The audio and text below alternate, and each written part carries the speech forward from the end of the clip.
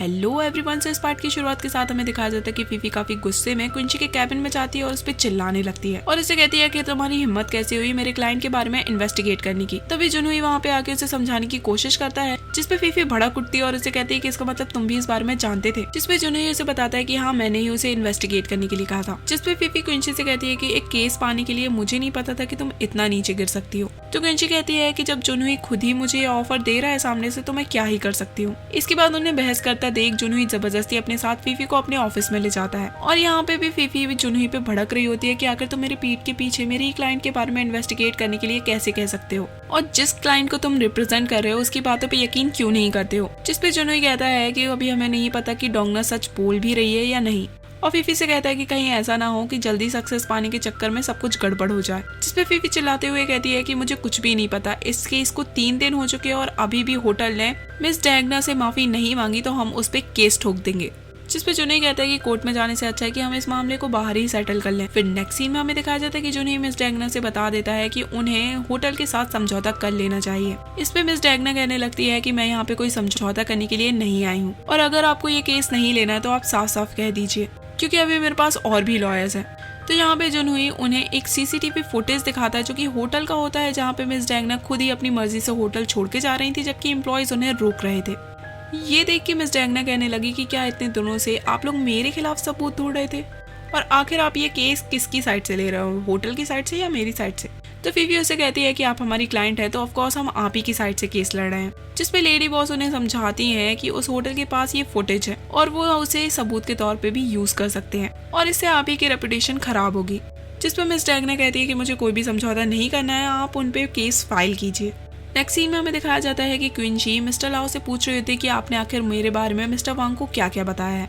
जिसमें मिस्टर लाओ से कहते हैं कि आप चिंता मत कीजिए, मैंने सिर्फ आपकी पॉजिटिव बातें ही उसे बताई हैं, जैसे कि आप बहुत ही स्मार्ट और टैलेंटेड हैं और आपके हस्बैंड एक बिजनेसमैन है और इसके अलावा मैंने कुछ भी नहीं बताया। पर तभी वहाँ पे मिस्टर वांग आ जाते हैं और यहाँ पे वो क्विंची से अकेले में उसे डिनर पे इन्वाइट करते हैं और साथ ही क्विंची से कहते हैं कि अगर तुम्हें लगता है कि यांग को इससे प्रॉब्लम होगी तो तुम उसे भी अपने साथ ला सकती हो।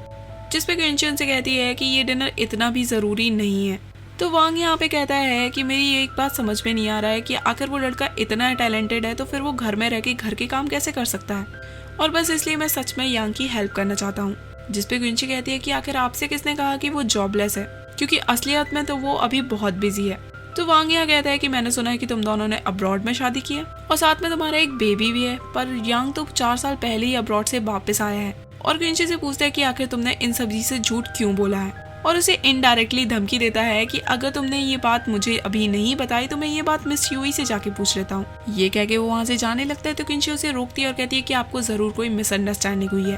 तो वांग कहता है कि अगर ये मिसअंडरस्टैंडिंग है तो कल डिनर पे आके इसे दूर कर देना और ये कह के वो वहाँ से चला जाता है। फिर नेक्स्ट सीन में हम जुनूई और फीफी को देखते हैं, जहाँ पे लंच करते समय जुनूई कहता है कि अब मैं ये केस और हैंडल नहीं करूंगा क्योंकि इसकी करंट सिचुएशन देख के मुझे लग रहा है कि इसे छोड़ देना ही बेटर होगा। जिसपे फीफी उसे ये केस छोड़ने के लिए मना करती है क्योंकि उसने और उसके डैड ने ये केस जुनूई को दिलाने के लिए काफी मेहनत की थी और साथ ही जुनूई को बताती है कि मिस यूई ने उसे प्रॉमिस किया है कि अगर वो ये केस जीतता है तो वो उसे इस कंपनी में पार्टनर बना लेंगी। दूसरी ओर हमें क्विंची और यांग को दिखाया जाता है, जहाँ पे क्विंची यांग को रेडी कर रही होती है कोर्ट जाने के लिए क्योंकि वो मिस्टर क्यू का विटनेस बनने के लिए तैयार हो गया था। जहाँ भी क्विंची उसे काफी अच्छे से समझाती है कि ज्यादा बोलने की जरूरत नहीं है, जितना तुम्हें मिस ली ने बोलने के लिए कहा है सिर्फ उतना ही बोलना। फिर आगे दिखाया जाता है कि यांग फाइनली कोर्ट पहुंच जाता है, जहाँ पे थोड़ी देर बाद उसे गवाही देने के लिए बुलाया जाता है और यहाँ पे यांग सब कुछ बोल देता है जो भी उसे ली दाई ने बोलने के लिए कहा था।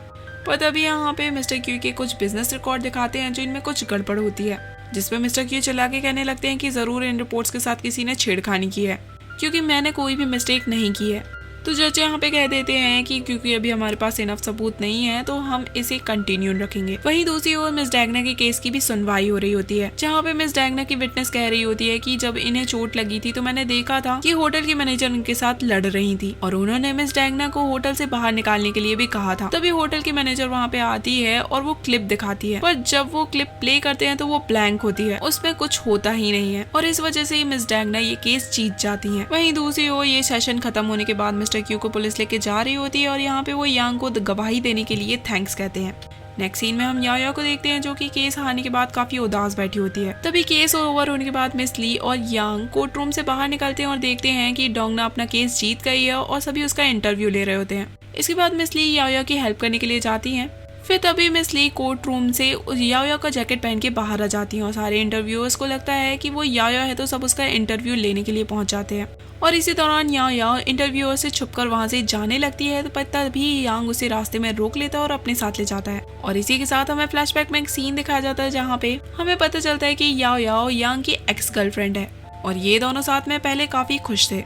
तो यहाँ पे याओ यांग को देख के काफी शॉक्ड होती है और उसे पूछती है कि आखिर तुम यहाँ पे क्या कर रहे हो। तो यांग उसे कहता है कि उन लोगों को तुम्हारे घर का एड्रेस भी पता लग गया है तो तुम अभी कुछ दिन के लिए कहीं और रहो। वही लीदा भी रास्ते में उसका वेट कर रही होती है और उसे कार में बैठते ही बताती है कि मिस्टर क्यू को अचानक से हार्ट अटैक आ गया है और इसलिए हमें जल्द से जल्द हॉस्पिटल जाना होगा। और इसी के साथ याओ वहीं पे उतर जाती है और वो लोग हॉस्पिटल चले जाते हैं। और यहाँ पे याओ को फ्लैशबैक में एक सीन याद आता है जहाँ पे वो यांग को छोड़कर जा रही थी क्योंकि वो कनाडा में जॉब करने के लिए जा रहा था। और जब यांग उसे को रोकने की कोशिश करता है तो वो उसे कहती है कि तुम मिस्टर क्यू के साथ कनाडा जा रहे हो तो क्या तुम इस बात की गारंटी दे सकते हो कि वो तो मैं अपनी बेटी से शादी करने के लिए फोर्स नहीं करेंगे। जिसपे यांग उसे कहता है कि मैं उनकी बेटी से शादी नहीं करने वाला, मैं बस वहाँ पे अपना काम करने के लिए जा रहा हूँ। जिसपे याओ कहती है कि तुम जैसे सेल्फिश लोग सिर्फ अपने बारे में सोचते हो और तुम जैसे लोग हैप्पीनेस डिजर्व ही नहीं करते और उसे छोड़ के चली जाती है। नेक्स्ट सीन में दिखाया जाता है कि क्विंची मिस्टर वांग के साथ डिनर पे गई होती है जहाँ पे वो वांग को बताती है कि यांग के साथ जो भी पास्ट में हुआ था वो अभी तक उसे भूल नहीं पाया है, इसलिए मैं यांग को आपसे मिलने के लिए इंसिस्ट नहीं कर सकती थी। और इसी के साथ क्विंची यांग के बारे में उनसे पूछती है तो मिस्टर वांग उसे बताते हैं कि जब वो मिस्टर क्यू के साथ काम करता था तो वो उसका ऑलमोस्ट सन इन लॉ ही बन गया था। और क्विंची से कहते हैं कि क्या उसने तुम्हें कभी पहले बताया है नहीं कि तुमसे मिलने से पहले भी उसकी एक गर्लफ्रेंड थी जो कि उसका फर्स्ट लव थी और वो उसे बचपन से प्यार करता था। इसके बाद हमें दिखाया जाता है कि क्विंची वापस अपने ऑफिस आ जाती है और उसे ये सब सुन के काफी ज्यादा जेलसी हो रही होती है और उसे बहुत गुस्सा आ रहा होता है। फिर नेक्स्ट सीन में दिखाया जाता है कि सभी लोग मिस डैगना की केस जीतने की खुशी में सेलिब्रेट कर रहे होते हैं जहाँ पे क्विंची और मिस्टर वांग भी उन्हीं के साथ होते हैं। पर क्विंची अलग रूम में बैठी होती है क्योंकि वो मिस ली से बात कर रही होती है जिसमें मिस ली उसे कहती है कि मुझे लगा था कि मिस्टर क्यू से यांग काफी ज्यादा हेट करता है और मैंने तो सोचा भी नहीं था कि वो उनकी हेल्प करने के लिए तैयार हो जाएगा और इसलिए मैं उससे काफी इम्प्रेस्ड हूँ। और क्विंची से कहती है कि अब मुझे यांग धीरे धीरे बहुत पसंद आने लगा है तो अब तुम ये बताओ कि आखिर तुम उसे डिवोर्स कब देने वाली हो या तो फिर ये बताओ कि आखिर तुम उसे छोड़ने के कितने पैसे लोगी। जिसपे क्विंची इरिटेट होकर कहती है कि अगर तुम्हारे पास यही फालतू बातें करने के लिए तो मैं कॉल कट कर रही हूँ। तो मिस ली यहाँ पे उसे कहती है कि मैंने तो तुम्हें ये बताने के लिए कॉल किया था कि होटल के मैनेजर याओ ये केस हार गई है क्योंकि होटल स्टाफ ने उन्हीं के खिलाफ गवाही दे दी। इसमें क्विंची से पूछती है कि क्या तुम उस लड़की को जानती हो। तो मिस ली उसे कहती है कि नहीं मैं तो नहीं जानती थी पर यांग उसे ऑलरेडी जानता है और इतना ही नहीं बल्कि उनकी काफी पुरानी दोस्ती है। और क्विंची से कहती है कि मैं तुम्हें ये सब इसलिए बता रही हूँ क्योंकि तुम दोनों रियल कपल तो हो नहीं तो इस बात से तुम्हारी रिलेशनशिप पे कोई फर्क नहीं पड़ेगा। और इसी के साथ क्विंची उसका कॉल कट कर देती है। फिर तभी दिखाया जाता है कि वांग बीच पार्टी से उठकर क्विंची के पास जाता है और उसे कहता है कि तुम यहाँ पे बैठी हो, वहाँ पे सब पार्टी एंजॉय कर रहे हैं। वो क्विंची के काफी क्लोज होता है तभी इन लोगों की कोई फोटो क्लिक कर लेता है। क्विंची उससे कहती है कि ठीक है हम वहीं पे चलते हैं। तो वांग कहता है कि पर वहाँ पे अब कुछ भी नहीं बचा है, इससे अच्छा कि हम यहीं पे रुकते हैं। फिर आगे दिखाया जाता है कि वो सीक्रेट फोटो जो क्लिक की गई थी वो फीफी के पास पहुंच जाती है और वो फोटोज देख के फीफी बहुत खुश होती है। फिर आगे दिखाया जाता है कि मिस्टर वांग क्विंची को बता रहे होते हैं कि मैं कल तुम्हारी कंपनी के हांजो ब्रांच में जाने वाला हूँ और अगर तुम भी रिपोर्ट्स बनाना सीखना चाहते हो तो तुम भी मेरे साथ चलो और वैसे भी तुम काम में काफी बिजी होती हो तो इसे एक ट्रिप ही समझ लो। तभी जुनूई वहाँ से निकलता है और इन दोनों को काफी क्लोज देख लेता है और इस बात को इग्नोर करके फोन पे बात करते हुए चला जाता है। वहीं दूसरी तरफ हमें यांग को दिखाया जाता है जो कि घर में बैठा एक नॉवल पढ़ रहा होता है और तभी उसके पास क्विंची और वांग की फोटो पहुंच जाती है और ये देख के यांग का दिमाग खराब हो जाता है और वो जल्दबाजी में कहीं चला जाता है। फिर नेक्स्ट सीन में हमें दिखाया जाता है कि क्विंची जब अपने ऑफिस में पहुंचती है तो वहाँ पे ऑलरेडी जुनूई उसका वेट कर रहा होता है और जुनूई उससे कहता है कि आखिर तुम ये सब कुछ क्यों कर रही हो। और क्विंची से कहता है कि मुझे नहीं पता था कि तुम पैसों के लिए इतना नीचे गिर सकती हो और वो उसके पास आके कहता है कि आखिर तुम ये सब कुछ कर क्यों रही हो,